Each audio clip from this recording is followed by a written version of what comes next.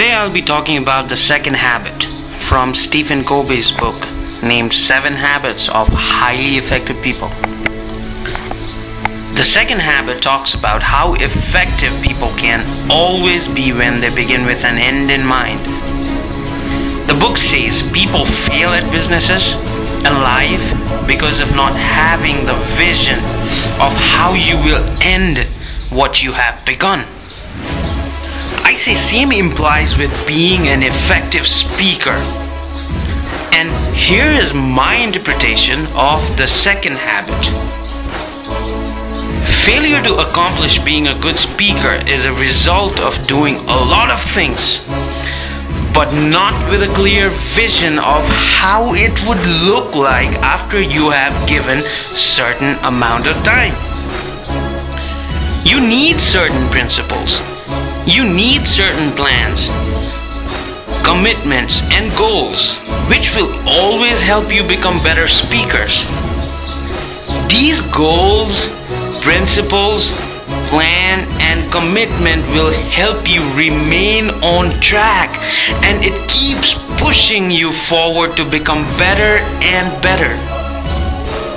The habit emphasizes that before beginning anything that will help you become a good speaker, it is utterly important to ask yourself on why do you really want to do it?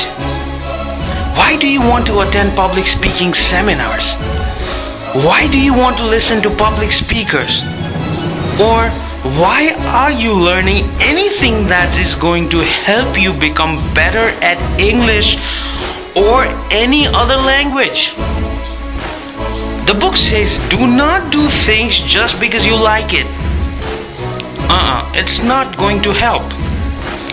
If your intention is to become better speaker and you want to improve your vocal variety, not only watch the best speakers in the whole world, but commit to learn 20 to 30% or even 40% by the end of 3 months.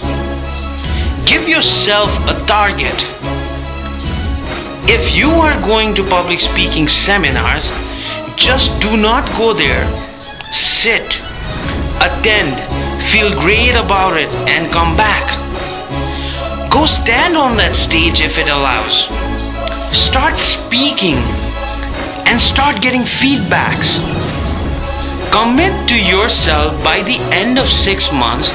You want to reduce the fear of public speaking or whatever your goal is while you're attending those seminars.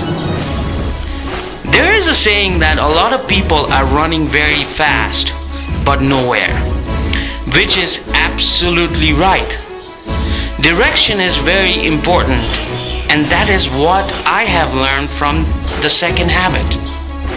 So if you are watching that movie, make sure you are learning how to pronounce the words right by the time you're done repeating the movie. Make sure you learn vocal variety after listening to the same song over and over again and again. Make sure you learn how to become nimble on the floor by the end of attending some great speakers or attending those seminars. Because each of these things has capacity to teach us different aspect of language, different aspect of being effective speakers. But if you get into it knowing what you want to get out of it, that's all with my version of the second habit. Stay tuned for the third habit, and thank you for watching.